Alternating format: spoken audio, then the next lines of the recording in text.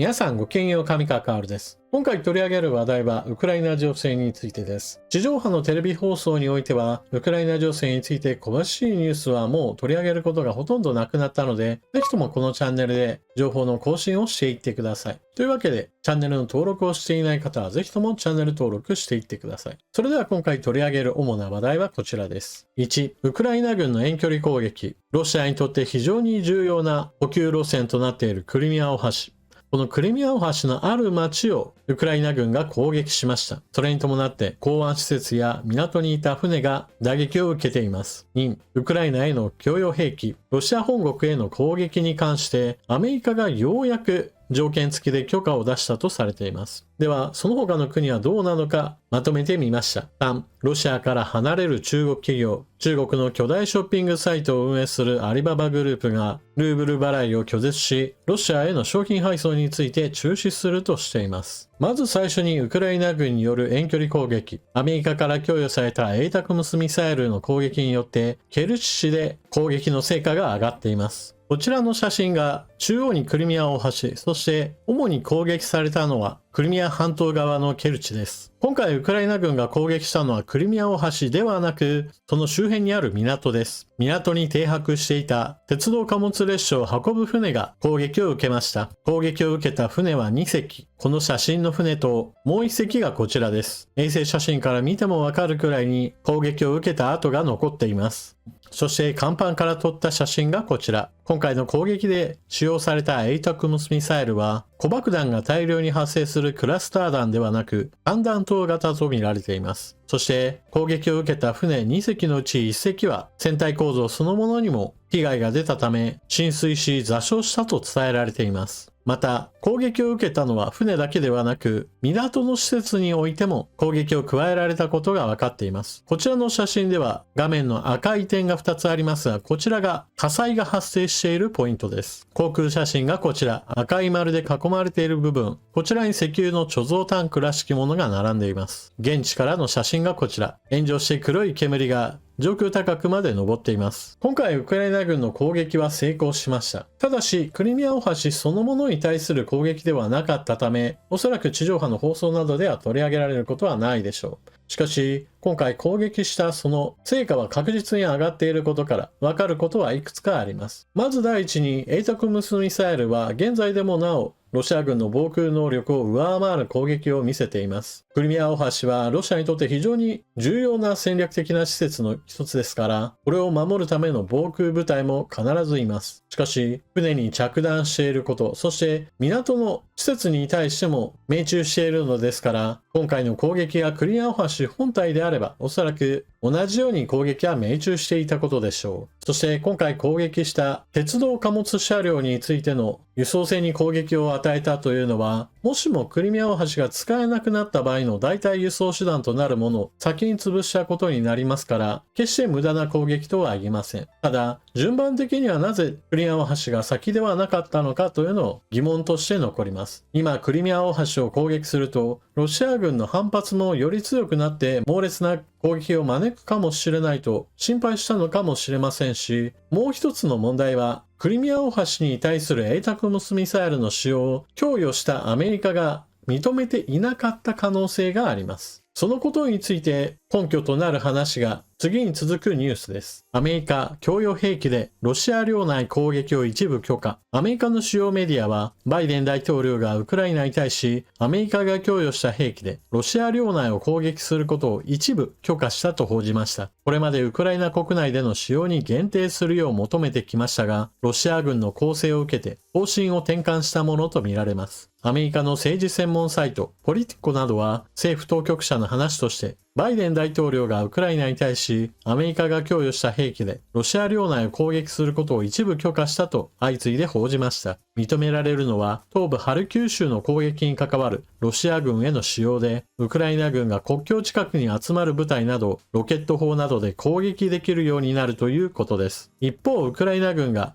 射程の長いミサイルを使って国境から離れたロシア領内を攻撃することは許可していないとしています。アメリカはこれまでウクライナに供与した兵器についてウクライナ国外への攻撃を認めたり奨励したりしていないとしてウクライナ国内での使用に限定するよう求めてきました。供与した兵器をロシア本国領に対して使用することに OK を出している国はどれだけあるのでしょうか。こちらに一覧をまとめました。まず前提条件としてロシア本国の軍事施設や軍に対する攻撃であれば、これを支持するとしているのは、イギリス、オランダ、ポーランド、スウェーデン、フィンランド、チェコ共和国、リトアニア、ラトビア、エストニア、デンマーク、フランスとなっています。ここ最近だとフランスが供与兵器のロシア本国への攻撃に支持を発表し、ドイツに対する同調圧力をかけているところです。そしてデンマークなのですが、デンマークはウクライナに F16 戦闘機を6月供与する予定で、この F16 戦闘機によるロシア本国領空の攻撃を認めています。これはハルキウ州などではロシア本国領その領空から滑空爆弾攻撃を行ってくることによりロシア軍の戦闘機がウクライナ領空までは入ってこないのです。ですからこの滑空爆弾攻撃を防ごうと思えば必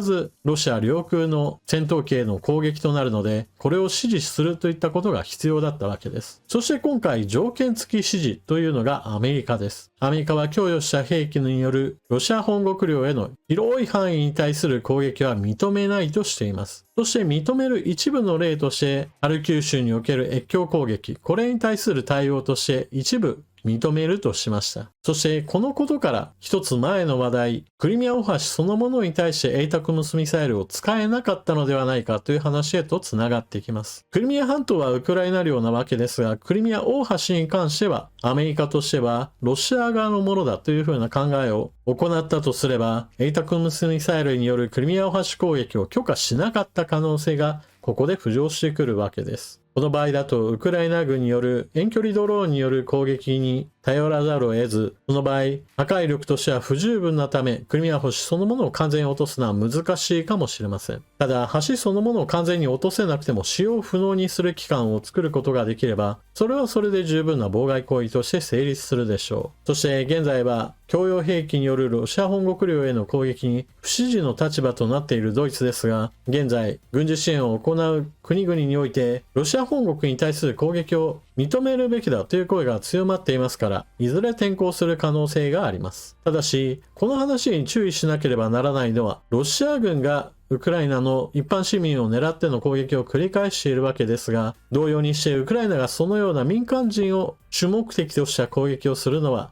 絶対に許していないという点です。ここで同類だとみなされてしまっては、ウクライナ支援の政治的な根拠が傷ついてしまうからです。ウクライナに軍事兵器を供与している国々において、少しずつロシア本国領に対する反撃で使っても良いじゃないかという意見が増えているわけですが、これは今までもあった段階的な支援の拡大といったもので、もっと早ければ良かったのにとは思うものの、少なくとも前進していること、それ自体は評価すべきでしょう。例えば今回アメリカはハルキウ州における戦闘を念頭にした許可を出しているわけですが、これまではその許可がなかったからこそ越境攻撃をやすやす許しているというような現状があったわけです。これからはハルキウ州その周辺部におけるエイタクムスミサイルによる攻撃が行われるようになれば、ロシア軍の被害は当然のように増加の一途をたどることでしょう。同様にしてハルキウ州のお隣スームイ州においてもロシア軍の越境攻撃の兆しがありますから、集結地に対するクラスター弾頭による攻撃を行えばかなりのロシア軍兵士に打撃を与えることもできるでしょう。また支援の段階的な上昇という面においてはフランスの話題を取り上げましたが、フランスはウクライナに対して軍事訓練の教官、そういった人材の投入に関しては近々数百人レベルでの部隊を送るだろうとしています。これもまた軍事支援の段階が一段階上がることであり、これまでは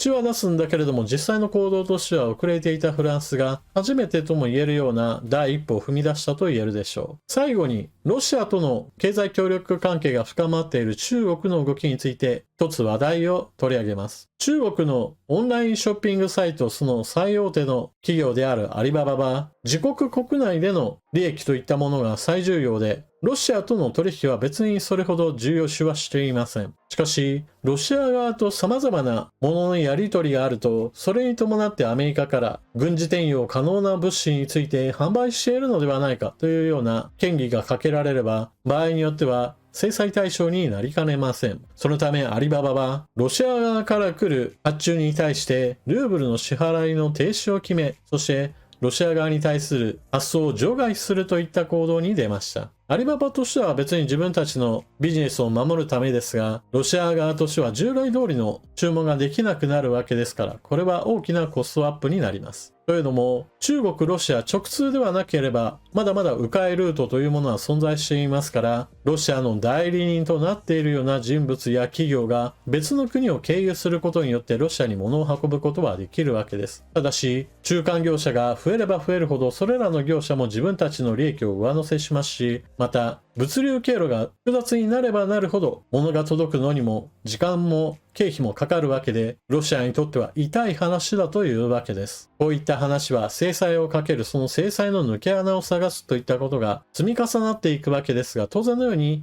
制裁はあればあっただけロシアにとっては不利な条件が加わりますから、今後もアメリカがどれだけ制裁をかけるかに注目していくことが必要でしょう。というわけで今回の動画はここまで。最後までご視聴いただきありがとうございました。チャンネル登録していない方はぜひともチャンネル登録していってください。このチャンネルでは、現在はウクライナ情勢の話が中心となっていますが、その他国際的な情勢の変化についても解説しますし、また日本の話題についても順次これからは力を入れていこうと思っています。というわけなので、役に立ったなと思われる方はぜひともこのチャンネルや動画の拡散、そしてスーパーチャットのご利用などもよろしくお願いします。それでは次の動画でまたお目にかかりましょう。またね。